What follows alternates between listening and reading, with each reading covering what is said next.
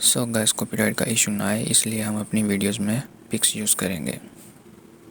Guys यहाँ बात हो रही है मोरबियस की, जो स्टार्ट होती है कोस्टा रिका के जंगलों से, जहाँ वो अपने एक्सपेरिमेंट के लिए चमगादड़ों को जमा करने जाता है। फिर वो अपना हाथ काट कर अपने खून से चमगादड़ों को अपनी तरफ बुलाता है ताकि वो उनको पकड़ सके।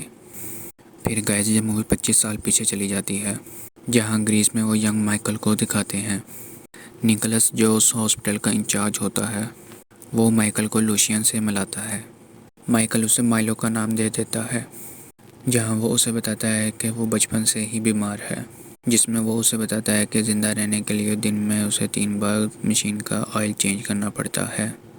माइकल माइलो को बताता है कि उनके डीएनए में कुछ मिसिंग है, जिसकी वजह से वो बचपन से ऐसे हैं।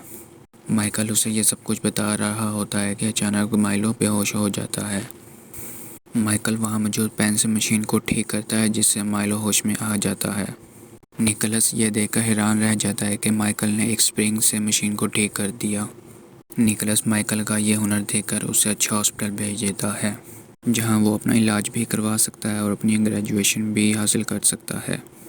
फिर 25 साल बाद वो एक आर्टिफिशियल ब्लड इन्वेंट करता है, जिससे वो बहुत से लोगों की जानें बचाता है। इस कामयाबी की वजह से स्वीडन के महाराज उसे नोबेल प्राइज़ देते हैं, लेकिन उसे वो लेने से इनकार कर देता है। फिर मार्टिन को माइकल के एक्सपेरिमेंट का पता चल जाता है। माइकल उसे बताता है कि चमगादड़ एक ऐसी वाहिद स्पीशीज़ है जो ज़िंदा रहने के लिए इंसान का खून पीती है और इनका सलाइवा इन्हें ज़िंदा रखता है। वो उसका एक्सपेरिमेंट एक चूहे पर करता है, लेकिन चूहा मर जाता है।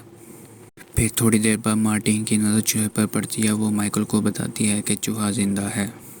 ये देखकर माइकल को यकीन हो जाता है कि इलाज मुमकिन है।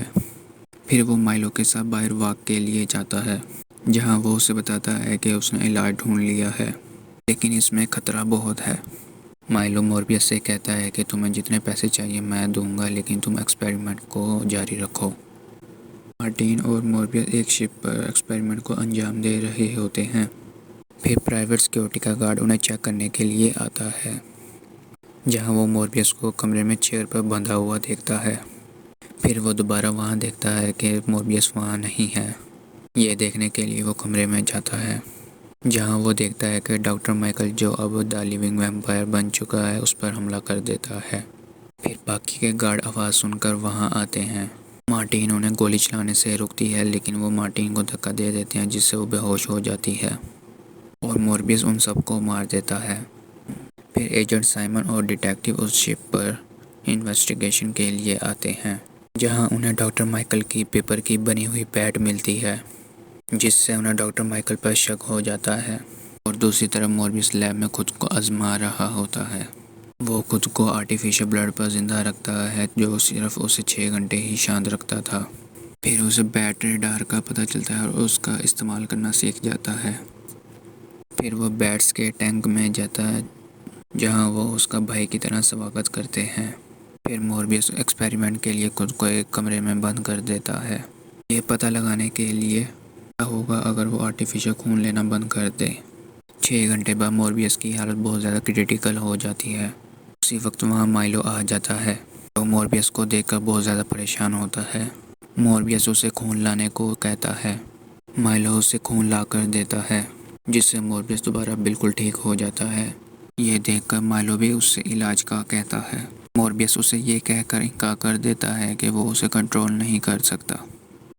माइलो माइकल की लैब से सिर्फ चुरा लेता है और खुद पर काबू ना होने की वजह से वो क्रिस्टिन को मार देता है, जिसका इल्ज़ाम मोरबियस पर आ जाता है।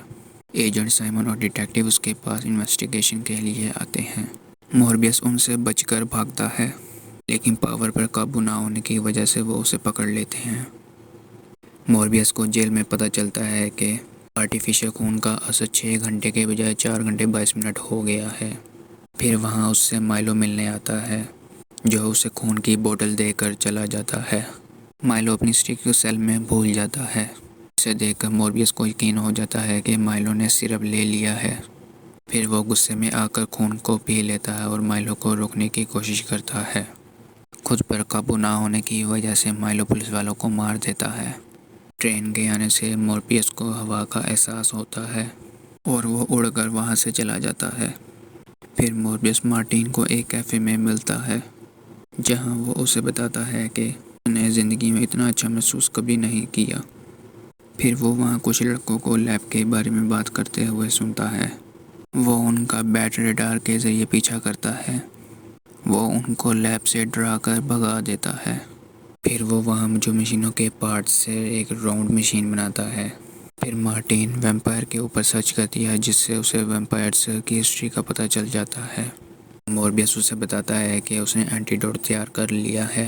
इसको दिल में इंजेक्ट करने से जिस्म के वाइटल्स काम करना बंद कर देंगे। दिल का दौरा पड़ने की वजह से मौत हो जाएगी। दूसरी तरफ माइलो कुछ आदमियों को पब के बाहर मार देता है, जो कि सीसीटीवी में रिकॉर्ड हो जाता है।